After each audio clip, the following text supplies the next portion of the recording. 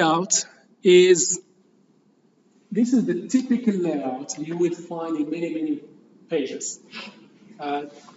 Typically, you will find some kind of header. Usually it has a logo and maybe some small text about the organization or the website owner, and then followed by navigation bar beneath the logo. And then in some cases, you might find a left side navigation. You might find the left side, there is also some links that you can go through. And then the core of the page, the main content of the page. In some cases, you might also see some advertisements or some little images on the right side. And finally, a footer, where we'll find contact information, copyright information, and other little information. So in most cases, you see here, this part here doesn't change much, almost the same. This part and this part changes, but not as often, and the footer is the same. So what really changes very often as you navigate through the links of the web application, the core get changed very often. Yes, this is what we always notice in pages. Now, so here you have a page and you want to break this page into parts. And you want to say to the browser and to the rest of the world, whoever will see your page, you want to tell them what is the role of each part of the page. So page is made up of parts. And what these tags allows us to do, they allow us to tell the browser and tell other developers, this is the role, the role of each part of the page. Sorry, the role, 1L. Okay, so let me, I might jump to a small example just to illustrate the concept, and then I'll come back to this. Let's look at the layout, page layout.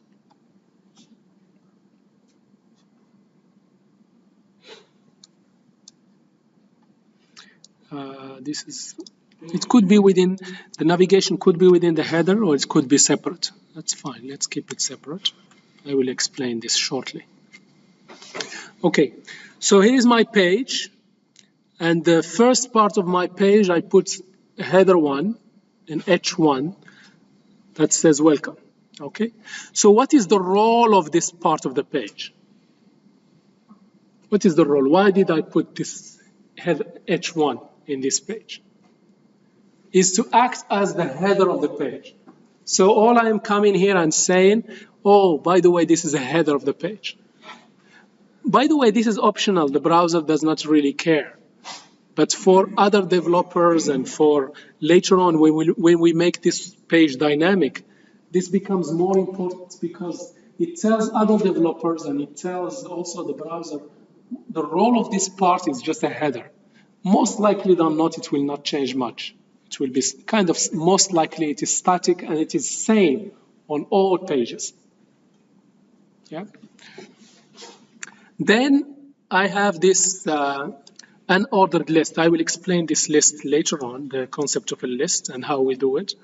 But just in here, I have a bunch of links, home, about us, and contacts. Those are links. What is the role of this part of the page? It provides navigation. So I'll come to this part of the page and put it inside a nav tab, just to tell everybody else the role of this part of the page is to provide navigation.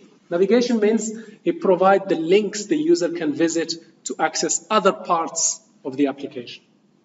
Is clear? So these tags, all they do, they are, I am going to my content of the page and annotating it, saying, oh, this is the role of this one is a header, the role of this one is a navigation, the role of this one is a footer, this is the main body of the main page. So basically, I am defining the role of each of the parts of my page.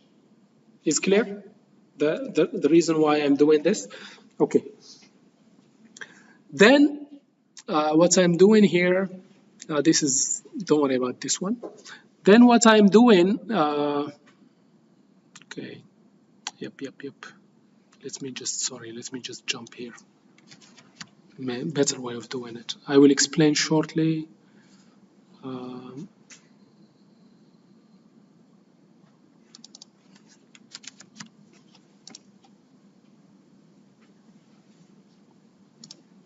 Yep, I think it's better to. Okay, now, so far what we have seen, my page is made up of a header. It's made up of a navigation bar. Don't worry about this one. And then it is followed by the body of my page. This is the main body of the page. So the main body of the page, or the main content of the page, I put it inside a tag called main. Yep, inside the tag called main. And then at the end, I have a footer. I might have copyrights, contact information. So let me just collapse all of these. Let me just remove this one. I will explain what it means later. Or let me just put it here. Very good. Okay, that's it. Let me just collapse these guys. Okay, that's it. So, if I want to define how this page is structured, I can say that this page is structured using 4 major parts. I have a header, I have a navigation bar, followed by the main content of the page, and finally a footer. So to define this structure, I use these tags. So I have a header tag, nav tag, main tag, and a footer tag. Is clear?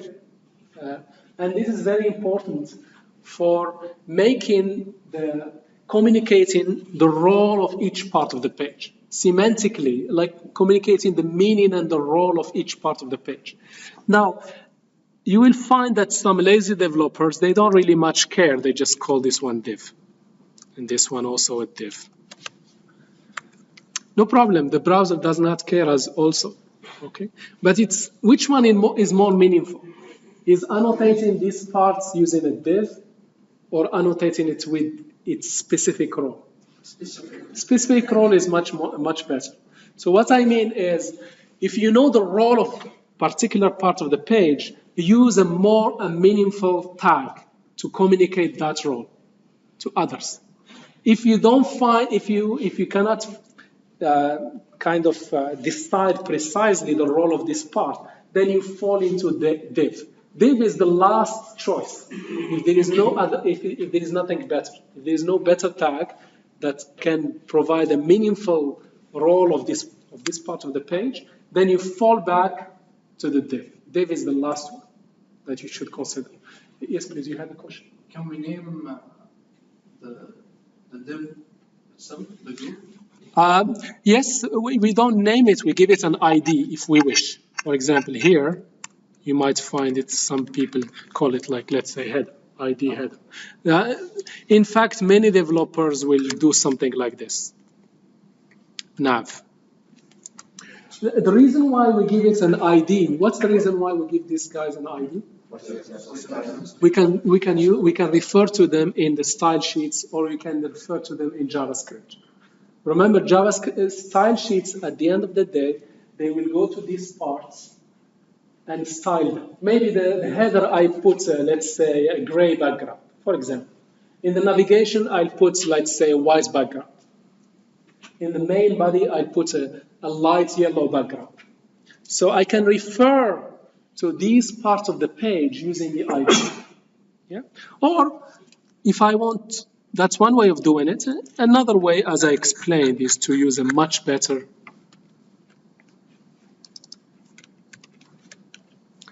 Another way of doing it is to use a more meaningful tag that communicates clearly the role of this part of the page. And I can style it, since I can, of course, give it an ID if I wish.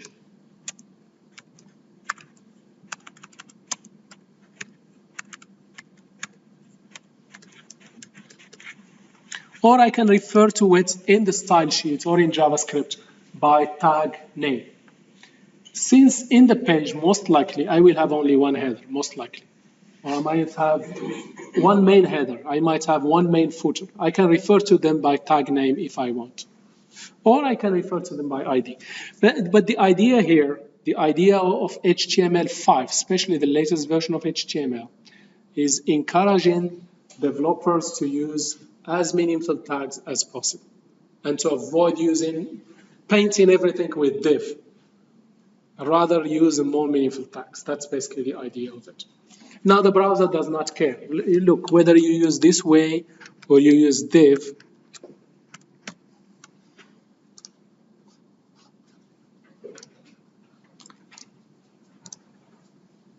as far as the browser is concerned, here is the div, and here he is using header.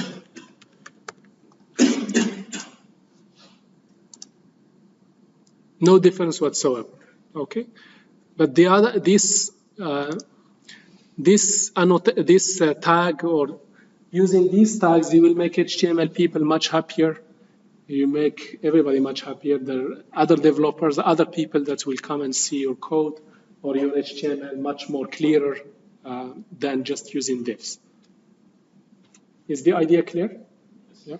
Okay. Now, so these are the main sections of this page: header and navigation. So as I said, I'm not going to use this one, just a div. I'm going to communicate this more clearly by replacing div with nav. Okay. And here, I could use main, or I could use div ID equal main, and they will do exactly the same, and the main will be much more clearer way of doing it. Yes. Now, inside the main, I could further divide the main into different parts. So, for example, if we go to QU website, here's the QU website.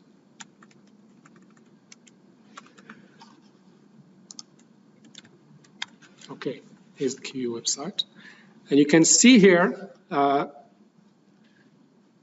in this case, let's say they have here a menu, a nav bar, another nav bar.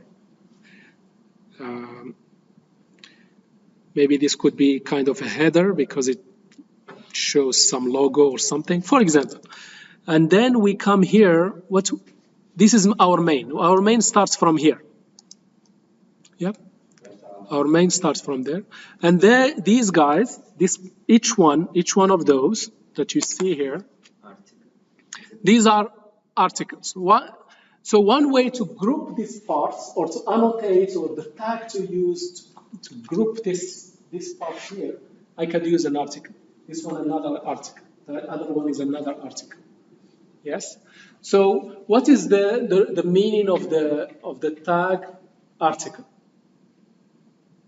When should I use the tag article instead of, for example, using just a div to group this? Because remember, in here I have multiple elements. What are these elements in this little part? What are they? I have an image, I have a header, and I have some paragraph, and I have a link. How many elements here at least?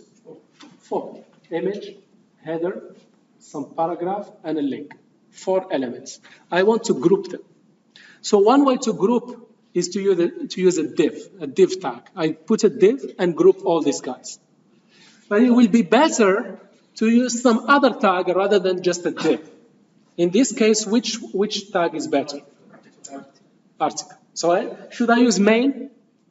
No, main is the container for the whole body of the page, for the whole main section of the page, or main part of the page.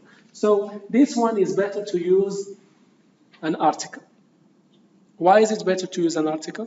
Divided by size. So, sorry? No, the role of article is not to emphasize. I mean, emphasize the part of the body.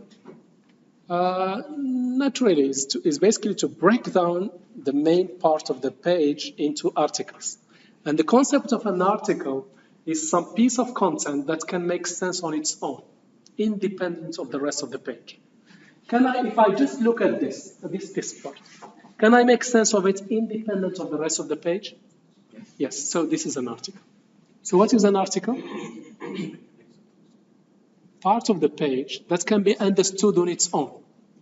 Then you take that part and which tag you should put it in, which part should include this part of the page? The article tag. You should put an article tag and then put the content. Yes? So your main becomes set of articles. Is clear? Okay.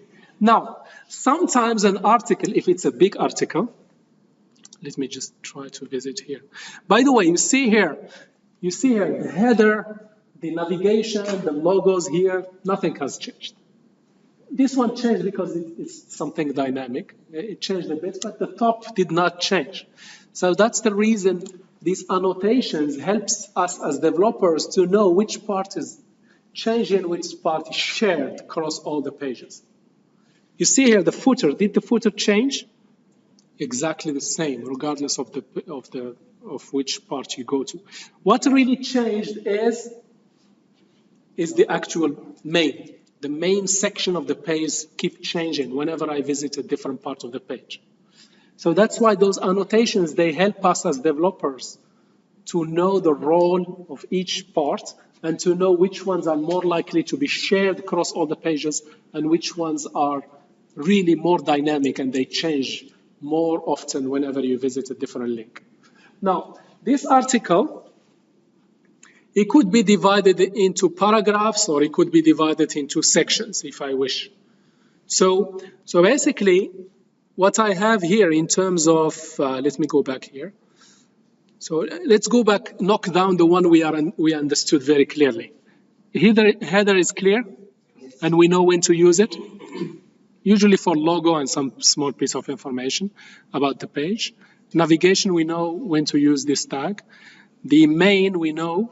And by the way, in a page, how many main sections we have? One. Very good, one. Okay, now a main, if it has many independent parts and each part can be understood on its own, each part will be inside an article, okay? Yes, please. So an article doesn't have to be an article. It can be anything else. It can be anything else, but you decide as developers. You decide. If you are taking a part and that part can be understood in isolation, then you better put that part inside the tag article. Yeah. If it cannot be understood on its own, then you use another tag. Okay. We will come to this. The last one we should consider when we don't have any other better way, div. Yes? But we don't just jump into the div and use the div. If something's meaningful on its own, I put it inside an article. Okay. So all these, the one that has a tick, are clear. Footer is clear? Clear. Those ones very easy to decide. Now, a side is also very easy to decide. In some websites, on the right side or on the left side, you might have some advertising, some images, some motivational message, or whatever it might be, some little reminder. Those are also easy to decide.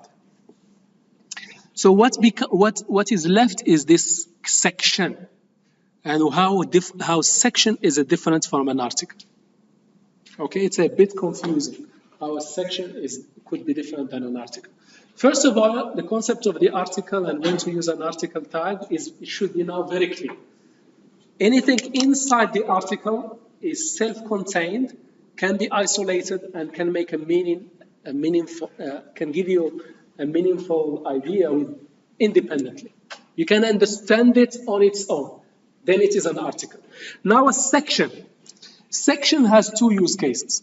When you should use a section. Two use cases. The first use case, an article can have multiple sections. Yes? Such as what? Introduction. Very good. Introduction, the body of the article, and then summary or conclusion. Yes? So I can use a section to do what? To break a particular article. Yes? That's one way of using the tag section. So an article could have many sections. Thank you very much. The other way of using section, let's say you take a newspaper, although we don't see newspapers these days. But anyway, if you happen to put your hand on a newspaper, what do you find in the newspaper? Sports section, game section. Thank you very much. So here you have in multiple sections, And this case, what is the role of this section in this context? To have to be on a specific subject. So, for example, a sports, it will be for football, basketball. Very good. So basically, it's a grouping of articles that talk about the same theme. They are under the same umbrella. It could be local news. That's a section. And that section might have multiple articles. Do you need to read all the articles to make sense of the section? No, these articles are independent. What is the role of the section in this case? Grouping related articles that are related to certain theme. You might go to sport, then you find articles related to sport. And each article has a meaning on its own. Yes, you might go to international news, and then you find articles related to international news. So our section could be used for two reasons, or two use cases. The first use case is divide an article into section. The second use case, grouping articles. Yes, thank you very much. These articles are talking about the same theme. Now, if I have some elements of the page, they are not related by any theme. They are not related by a theme. How should I group them? No, remember, article is meaningful on its own. I cannot put unrelated things inside an article. So if I have some parts of the page, they are not related by any theme, how should I group them? Using a div. Because this is the last resort, the last choice. Yes? Yes, Ali, you have some question? Yes? Clear? Yes, please. The section is come before after main. The important thing is yes, look. So the main, other than the header and the navigation and the footer, everything should be inside the main. Yes? Of course, other than the side also. So the main, one way of organizing the main, you can organize, depend on what this web application or website you are developing talks about. If the parts of the main are independent, you group each part into an article. If your article happens to be long and have too many sections, you could further organize your article into sections. Yes? Now, if your page is too complicated and has a lot of articles that you can group by section, then you have sections, and inside each section you have articles. Yes? You get the idea. Yes, please. For the A side, is it by default will be on the right side of the? Very good question. A side, where is it positioned? maybe Depends on me. Depends on you. How do you control the positioning? CSS. Thank you very much. This is just to illustrate the concept. These tags, they do not define the positioning. What they define? The semantic role of the parts of the page, the semantics, the meaning. What is the role of this part of the page? They define what is,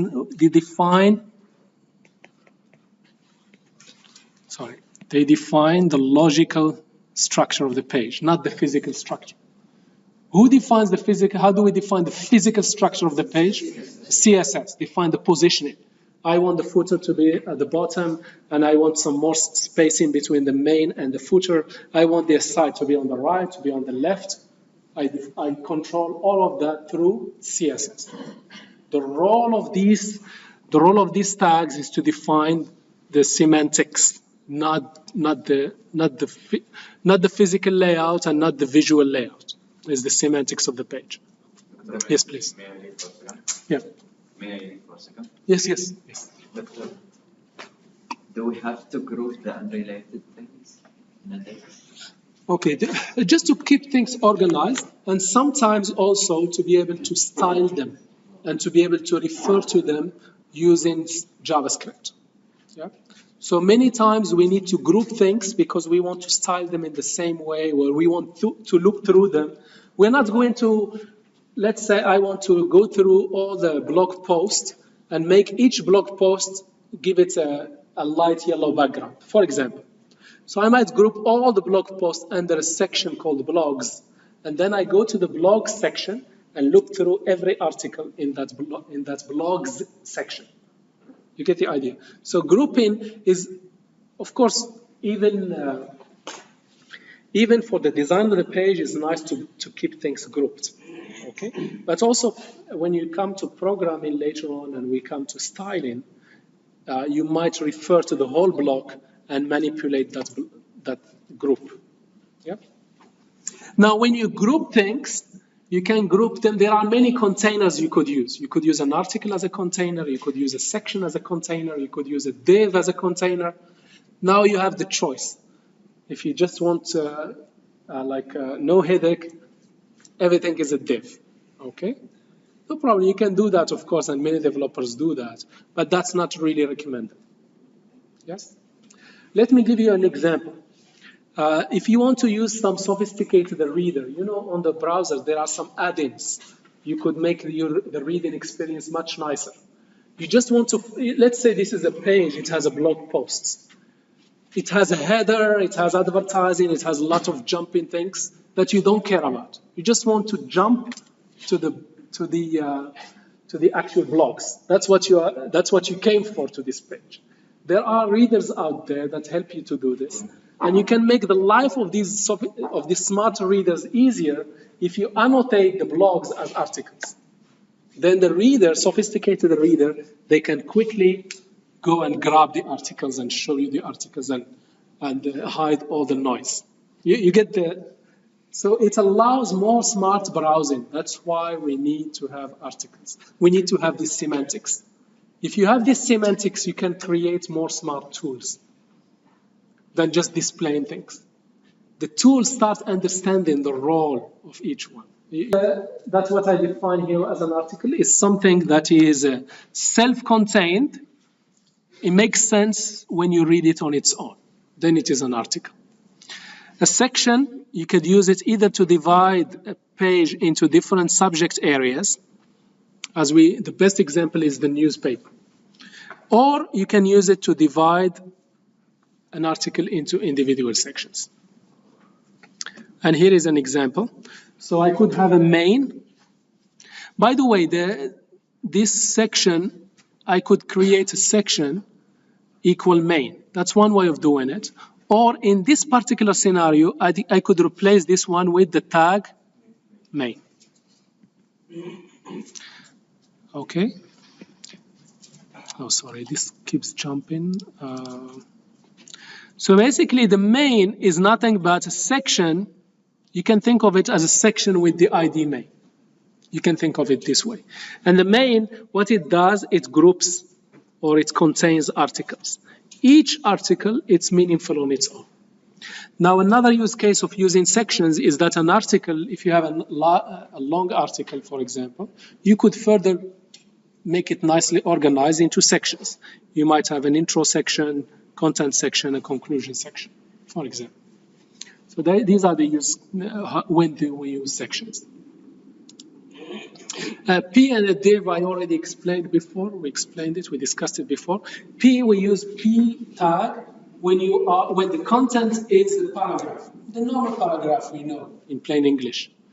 Otherwise, if I want to group elements that are not related, they are not related.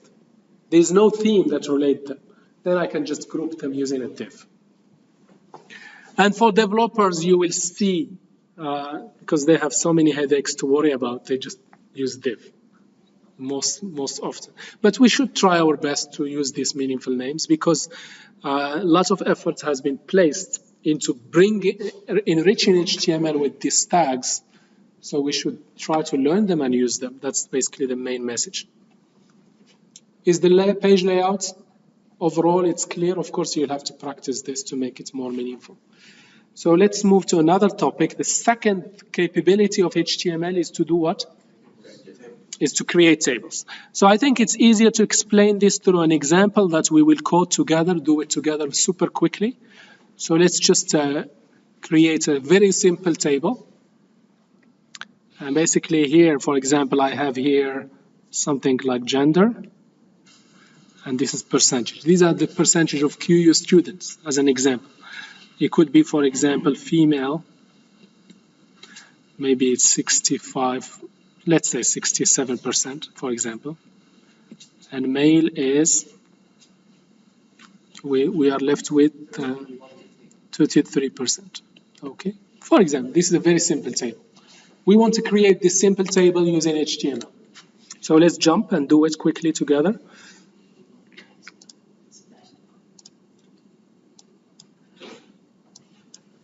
So what I can do here, I can go here. I'm using WebStorm. You can use any tool, WebStorm as an example. I'm creating an HTML page, and this HTML page, I call it a table. QU students table, for example. Okay. Now, the WebStorm will auto-create this template. Already has, this is not really a tag. This is just telling the browser, by the way, this document is an HTML document. So you do this doc tag HTML. The root of the page, as we discussed, is HTML. This is optional. It's just telling the language is English. You don't need to say. I just want to keep it super simple. I have a head and a body. These are the main sections of any page, the head and the body. Now, in the head, I have a title. Let's say this is QU student statistics. And the body, this is what the user will see when they visit the page. So what do we want to show them in the body of the page? A table. So which tag we will use? The table tag. Here is the table. So as soon as I close the tag, WebStorm will complete it for me.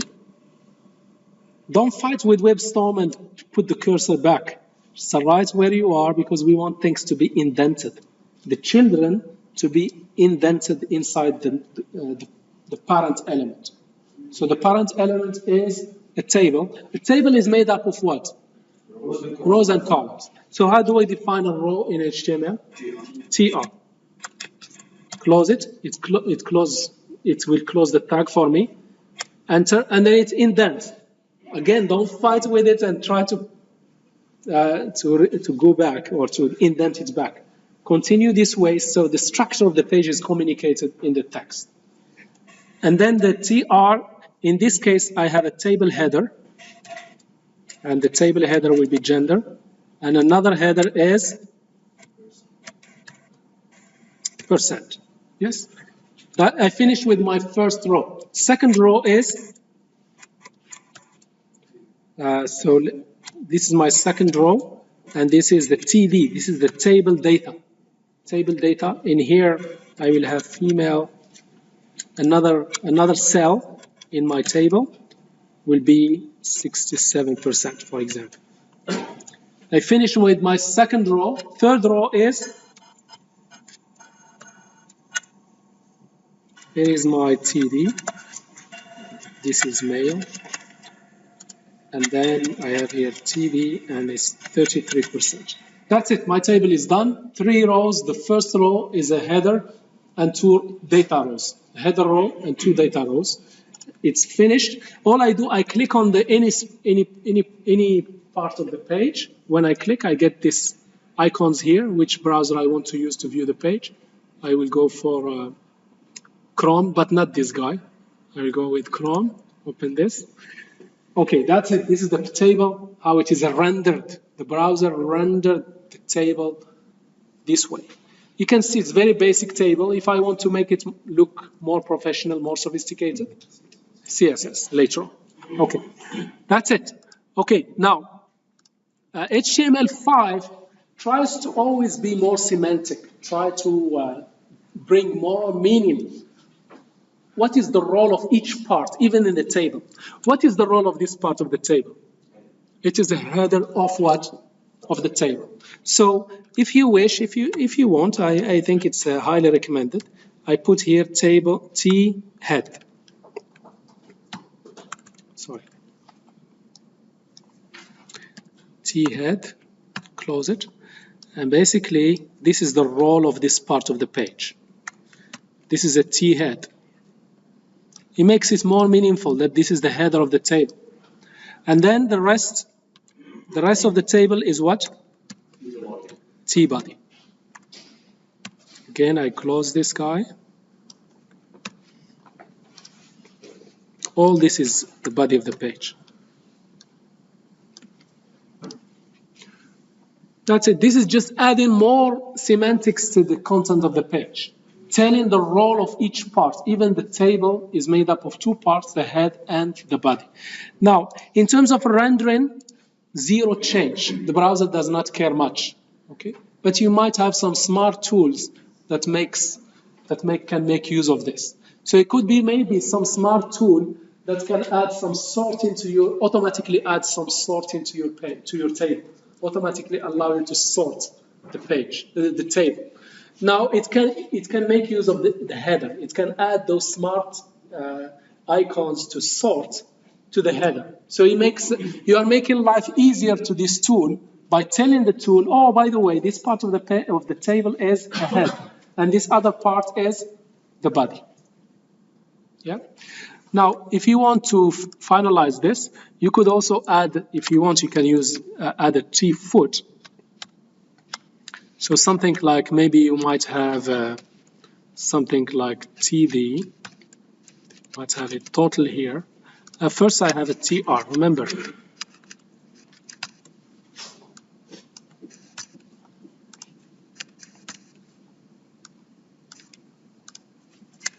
And I have here TD, and the total is 100%. Yeah. Now, you see here, this t-foot, this is meaning, what's the meaning of this t-foot? At the end of the table. It is the footer of the table. So the browser will put it at the end, will auto-put it at the end. Although I placed it before the body, it still put it at the end. These are the features, not what else we can have. Inside the cell, you could have anything. It could be an image, it could be video, it could be another table. In that case, you will have a nested table. So the value I can put in here, it could be anything you wish. Any other tag, you could place it inside here. That's it for tables. You can go through a little bit more details here, but that's the main idea. Media tags. So media tags allows me to display images, audios, videos. So let's start with super quickly with an image.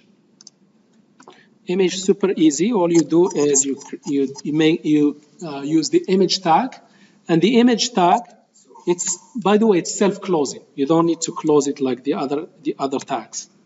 No, it is self-closing. You just put the image tag, and then you tell the browser from where this image is coming from. How do you tell the browser from where to get the image? By assigning a value to an attribute called source.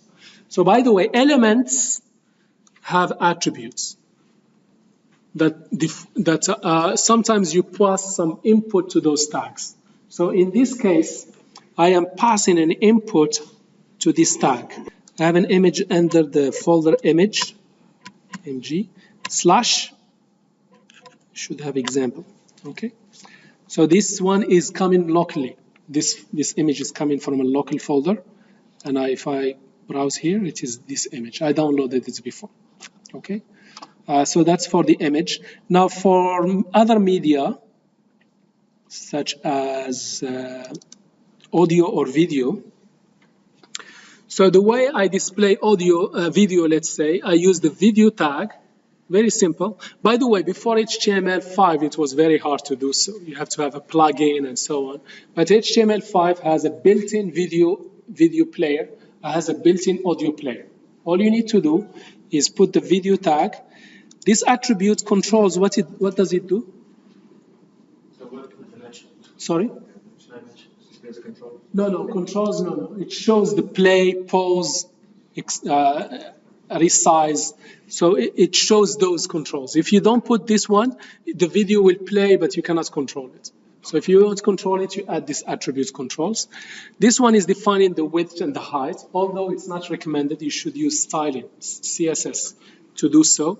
And here you put the source. So in here, these are alternatives. These are alternatives. So the browser will try to play this. If it cannot play it, although all browsers will know how to play MP4, but just in case, we fall into this. This is an alternative one. You don't need to put it. If you can put just one source, it's fine. These are not sequential. This is one of them. The first one that's played is the lucky one that will be played. Okay. Audio, exactly the same. Controls, and you put the source. The source could be something, always the source could be something local, or some, which is basically a relative path, relative to the current location. So for example, when I showed you the image, if you remember, this location is relative to the current location. So in the current location, you will find a folder called image, and inside it, there is an example.png image. The same thing here for the audio. The source could be either a full absolute path that you find on the web, or it could be a relative path to the current location. So if I just go ahead and show this one, you can see here is my video, and I can play and pause and so on. Here is my audio, and I can play and pause and so on. Yep, yep, that's it.